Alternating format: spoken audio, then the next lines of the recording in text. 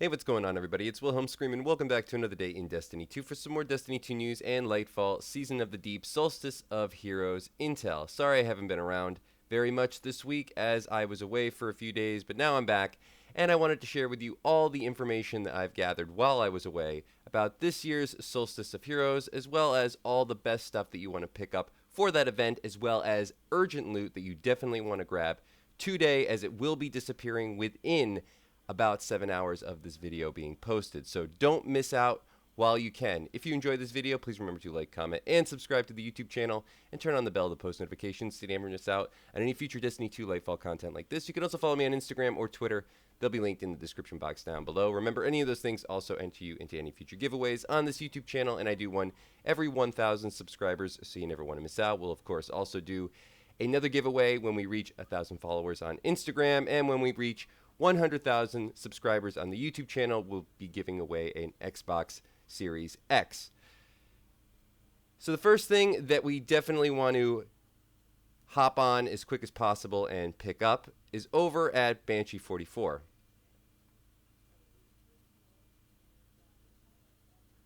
This is for you PvP people out there, or for people who maybe are looking for a really good 120 hand cannon, haven't had the opportunity to pick up a good one. This combine action is an absolute god roll.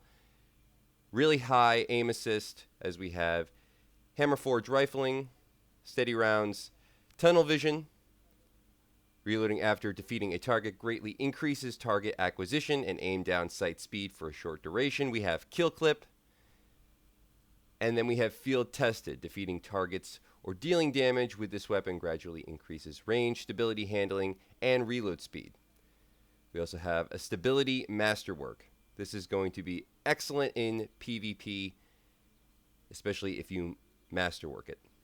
I have a couple of these myself with slightly different roles, but kill clip as well as hammer forge rifling are both in my stockpile, let's say, and it really works great. As far as 120s go, definitely a standout. Another featured loot today, and remember these will also change. For me, it's 8 p.m. Eastern Standard Time, so you do the math and figure it out what time it is for you. Remember that reset for me would be 1 p.m. Eastern Standard Time, so exactly 7 hours later, we get a reset on all the featured loot, at least the rolls for these weapons. The weapons will stay the same, the rolls will rotate, and then tomorrow at reset, they will actually all rotate as well as the rolls, but we have a firefight with Osmosis, Well-Rounded, and Extrovert, a deep sight activation weapon. Pick it up if you don't have it. We have the Nezarac's Whisper, always here. This one, another deep sight activation, of course, with Extrovert, Turnabout, and Lead from Gold.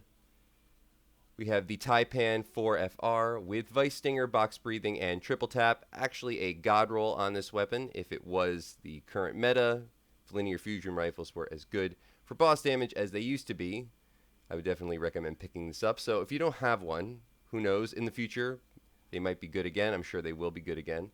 Pick this one. And then we have this Scout Rifle, whose name I still cannot pronounce, with Suros, Synergy, One for All, and Keep Away.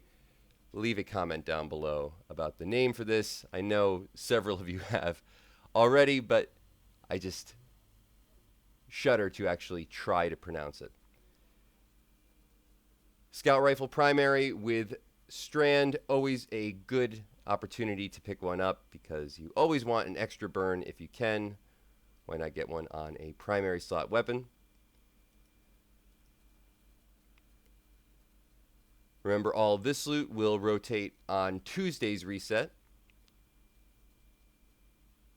Nothing too much of a standout here. Not bad on the legal action with Rampage.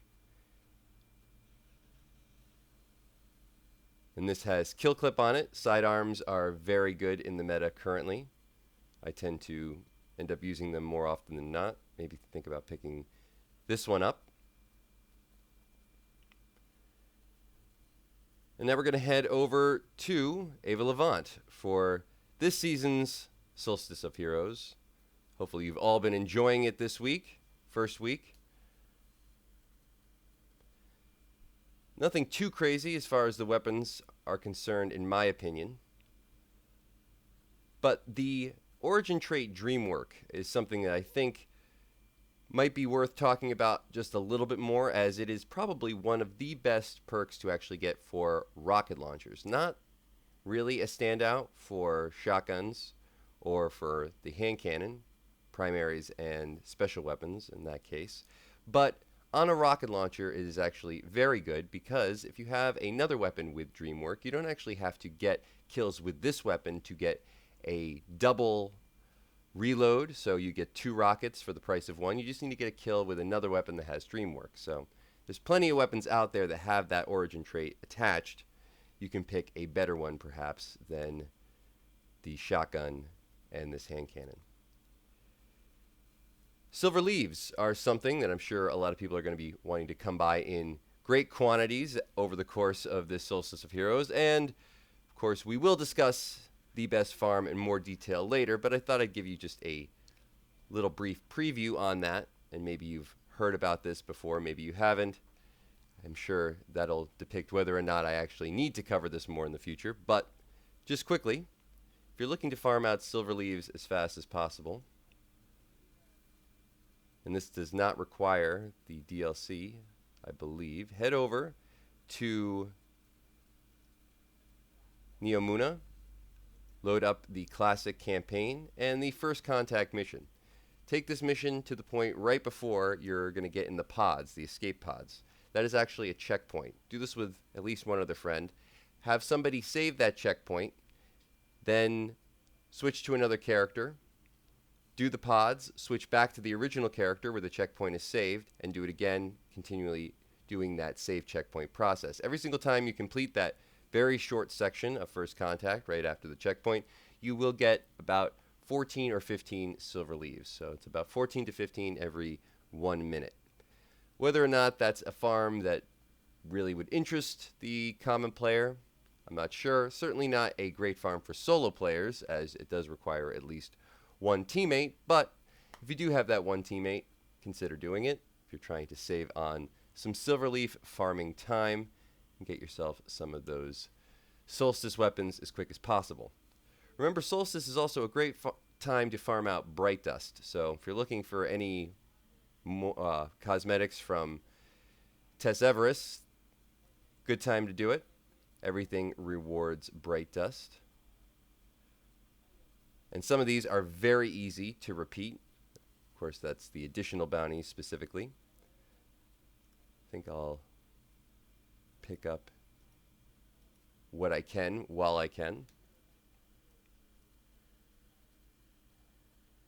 In other news, very quickly, over on the moon is today's legendary Lost Sector, which is rewarding exotic leg armor. I personally think this is actually a great day if you're a warlock to perhaps go and farm out this exotic, the Swarmers. Still believe that these are the best of all Warlock Strand associated exotics, or at least the most meta Warlock exotic currently.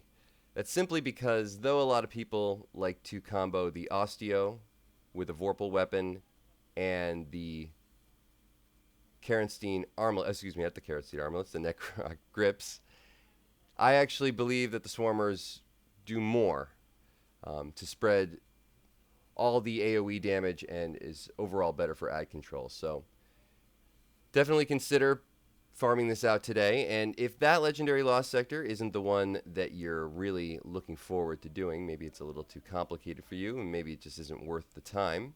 As I said, there is a lot of stuff going on. Remember that you can always farm out a legendary Lost Sector on a different day when that legendary Lost Sector is very simple.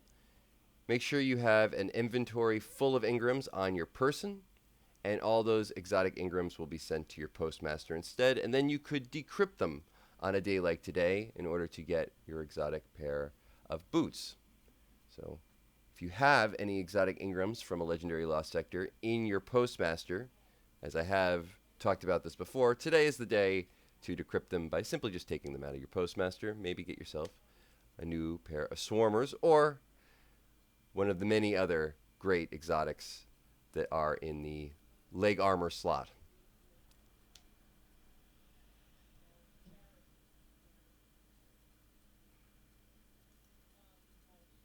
The Nightfall and Grandmaster Nightfall for this week is rewarding the Swarm Heavy Machine Gun, and it is the Disgrace Strike. Now, personally, I actually really do enjoy the Disgrace Strike. I actually think it's a very underrated farm to do. It seems like it would be tough, but it's actually fairly simple, especially considering the boss room is one of the more difficult boss rooms to actually die in my opinion. That means that it's actually fairly easy to survive regardless of whatever subclass you're running if you know the right spots and the right strategy. I'll probably cover that over the weekend. I will try to get that out to you guys this weekend, as I have been a little bit laxed on my GM guides over the last couple of weeks. Time is time, and the days just keep ticking away. But that's going to be it for all the information in today's video. Hopefully you found something in this video helpful. Please remember to like, comment, and subscribe to the YouTube channel, as I said before. If you've watched till this point in the video, leave a hashtag Banshee44 or hashtag Solstice of Heroes in the comments section down below. I'll give you another entry into the next giveaway for this video. Remember, I do that on all videos, so if you haven't done this on a previous piece of content on this channel, you can always go back, check out another video, and of course, do it again. And once more, I'm Wilhelm Scream. Of course, we will see you next time. Little.